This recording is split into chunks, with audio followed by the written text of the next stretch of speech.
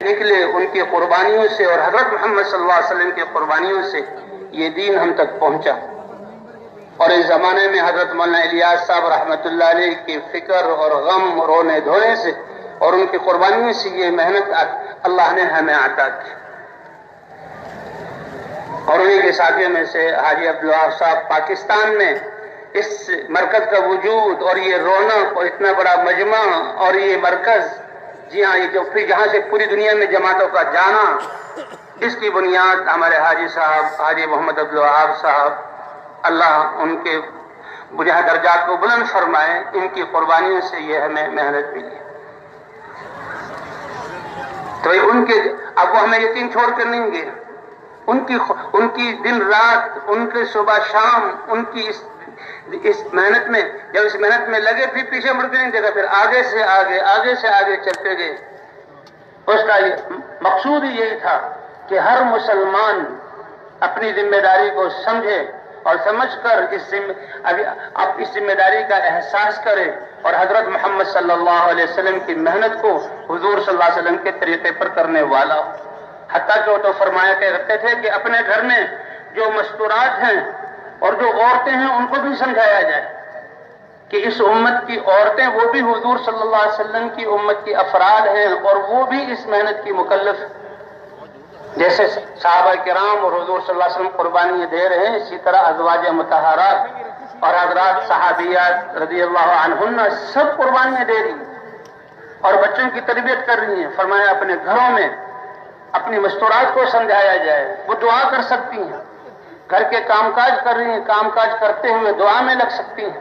حتیٰ کہ کوئی بیمار اور کوئی پاہج اور کوئی بوڑھی بھی ہو اور اس کی سمجھ ٹھیک ہو تو وہ بھی اپنے آپ کو سمجھے کہ میں حضور صلی اللہ علیہ وسلم کی امت میں ہوں اور میرے ذمہ ہے. تو دعاؤں میں لگنے دعا ہے اللہ پوری انسانیت کو ہدایت دے دے، اس امت کے ہر فرد کو اپنی منشا کے مطابق چلنے کی توفیق عطا فرما. اور پھر ہمارے ہاں جو اجتماعی زندگی، ملنا جلنا، عیادت وغیرہ، تو جو اس کے پوتے پوتیاں، بھانجے بھانجیاں، نواسے نواسیاں آئیں ان کو سمجھا سکتی. اس چارپائی پہ پڑے ہوئے اس کے کلمات اگر کسی کی زندگی کے بدلنے کا، اس محنت پہ آنے کا ذریعہ بن سکتا ہے تو اس کی جہاں آخرت بن گئی. اپنے بچوں کی تربیت ایسی. مولانا صاحب رحمۃ اللہ علیہ اس محنت کو شروع کیا. ان کے جو ساتھی وہ ان کے عاشق تھے اور ان کے انتقال پر ان کو بہت زیادہ رنج تھا اور رنج ہونا بھی چاہیے تھا.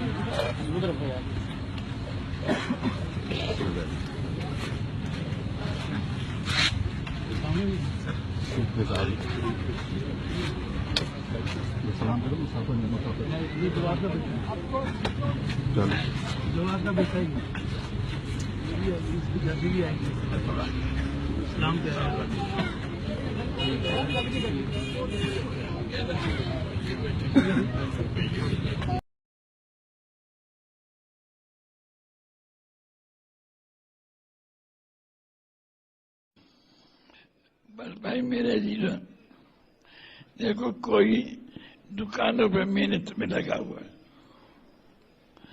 کوئی زمینوں میں محنت پہ لگا ہوا ہے، کوئی سونا حاصل کرنے میں محنت پہ لگا ہوا، کوئی ملکوں پر قبضہ کرنے میں محنت لگا ہوا، کوئی صدر بننے میں محنت لگا. یہ سب اپنی حیثیتوں کو گرا رہے ہیں. اس دنیا میں بھی اور آخرت میں بھی یہ دوستوں نے نقصان ہوگا. ہم یہ بات عرض کر رہے ہیں کہ جس اللہ پاک نے اس کا نام ہمیں پیدا فرمایا، بس ہم جو ہے اس کو وہ کیا چاہتا اس کو پورا کریں گے. ہم دکانوں کو نہیں دیکھیں گے، سمجھے، اپنے جیسے انسانوں کو نہیں دیکھیں گے، بلکہ کس کو دیکھ اللہ کو دیکھیں گے. اسی لیے ہم نے کہا لا الہ الا اللہ کسی سے نہیں ہوتا، اللہ سے ہوتا. ابو جہل کہنے لگا کہ جب بارش کی ضرورت ہوتی ہے تو بارش کے بت کی پوجا کرتے ہیں، بیماری کی صحت میں ضرورت ہوتی ہے تو بیماری کے بت کی پوجا کرتے ہیں، اور جنگ میں فتح کی ضرورت ہوتی ہے تو جنگ کے بت کی پوجا کرتے ہیں. تو ایک اللہ سب کر دے گا. آپ نے ارشاد فرمایا کیا ایک اللہ سب کچھ کر دے گا. بھائی میرے عزیزوں، دیکھو اللہ پاک نے اپنے ایک حکم سے ساتوں آسمان بنائے. یہ اس جو دنیا ہے ساتوں آسمانوں سے فائدہ اٹھانے کے اوپر اپنی قوت کو خرچ کر ضائع کرنے میں لگے ہوئے. جس اللہ پاک نے بنایا ہے اس پاک ذات سے فائدہ اٹھانے میں نہیں لگے ہوئے کہ وہ پاک ذات اس سے فائدہ اٹھانا کیا، جس وقت اللہ پاک جو کچھ چاہتا ہے ہمیں اسے پورا کرنا ہے. حضور صلی اللہ علیہ وسلم نے اس کا طریقہ بتا دیا کہ اس طریقے سے پورا کرو. لیکن سب سے پہلے جو محنت کرنی پڑے گی وہ اس پہ محنت کرنی پڑے گی کہ اللہ ہے اور اسی کے ہاتھ میں سب کچھ ہے. اسے ایک زبان سے کہنا، ایک ہے دل میں اتارنا. ہمارا صبح ہر آن گھڑی ہر وقت کی سوچ فکر یہ ہوگی کہ جتنے دنیا کے بادشاہ ہیں وہ اپنی یہ فکر بنائیں کہ اللہ ہے، وہ ہم سے کیا چاہتا ہے اسے ہمیں پورا کرنا ہے، اور ساری دنیا کے انسانوں کو اس کے پورا کرنے پہ تیار کرنا ہے.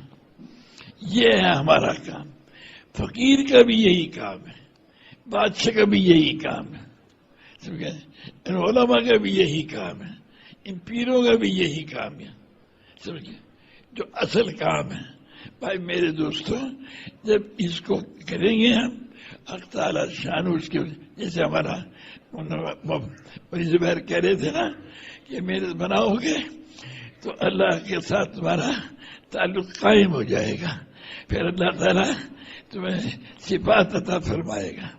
سمجھے بھائی میرے عزیزوں، اس کے مطابق حق تعالی شان ہمیں صفات نصیب فرمائے گا.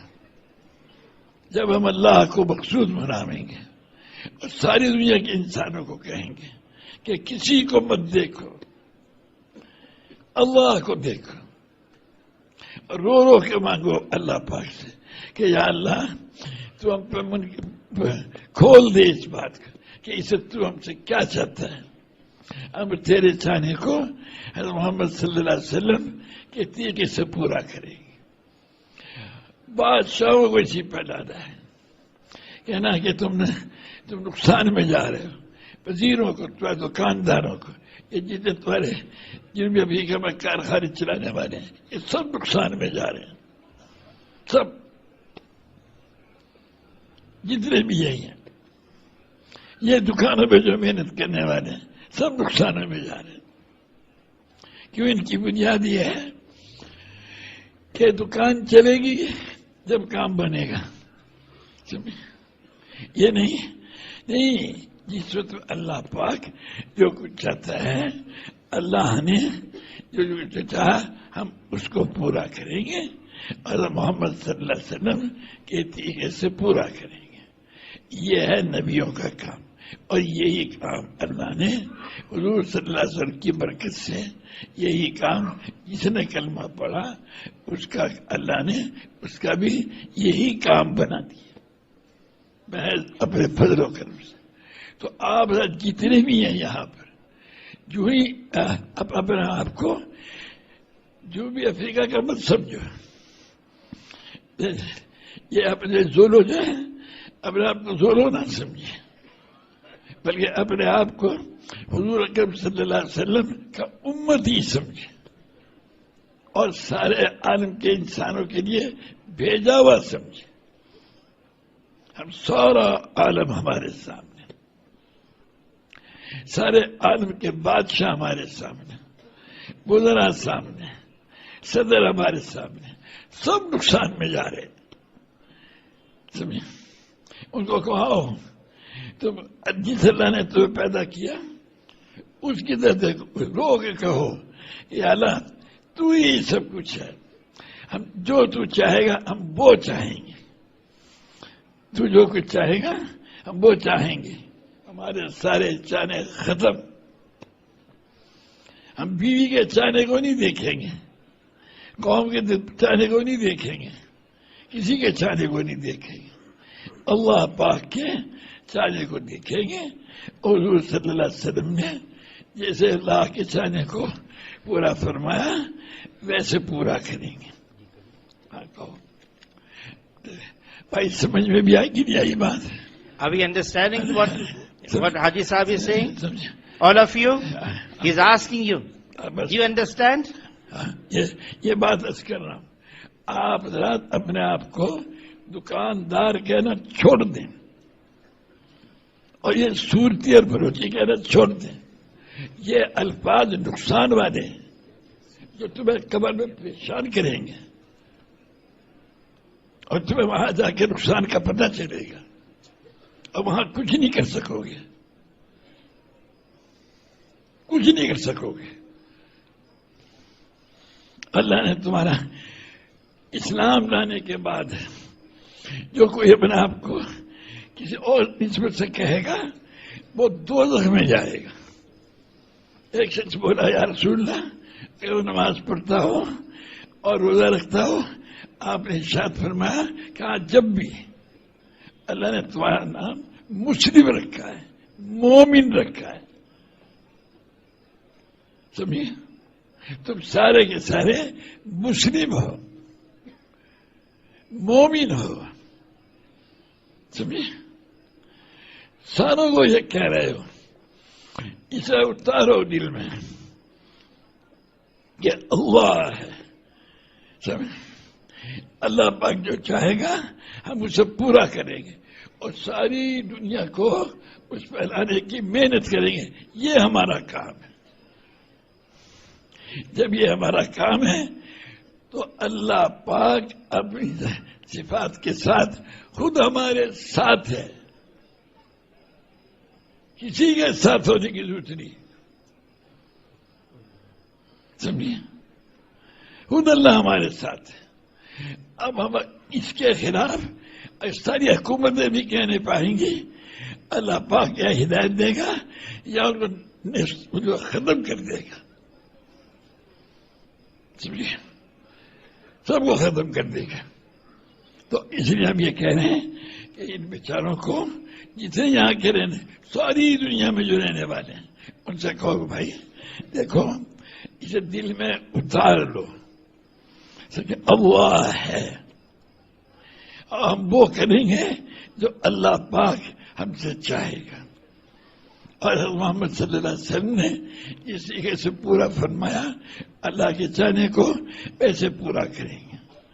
جو یہ کہے گا پھر تعالی شانہ اسے اپنا چاہنا ظاہر فرمائے گا کہ اب یہ کرو، اب یہ کرو، سمجھے بھائی؟ تو ہر حال میں، ہر جگہ، ہر وقت ہر تعالی شانہ پہ کھول دے گا۔ بس ہمارا کام کیا ہے؟ ہمیں سارے دیکھو پہلے نبیوں کو اللہ نے بھیجا کسی قوم کے لیے، کسی ملک کے لیے، کہ زمانے کے لیے ہمارے حضور صلی اللہ علیہ وسلم کو بھیجا سارے عالم کے انسانوں کے لیے. اس لیے جو حضور صلی اللہ علیہ وسلم کے اوپر ایمان لایا خود بخود اس کے اوپر سارے عالم کی ذمہ داری آ گئی. مختلف الرحمان اپنے آپ کو مدرسے کا ذمہ دار سمجھتے ہیں، گڑبڑ کرتے ہیں. سارے عالم کی ذمہ داری آ گئی. اب اگر اپنے آپ کو سارے عالم کے انسانوں کو اس پھیلانے کی ذمہ داری نہیں سمجھتے تو اس کا بے حد نقصان میں جاتے.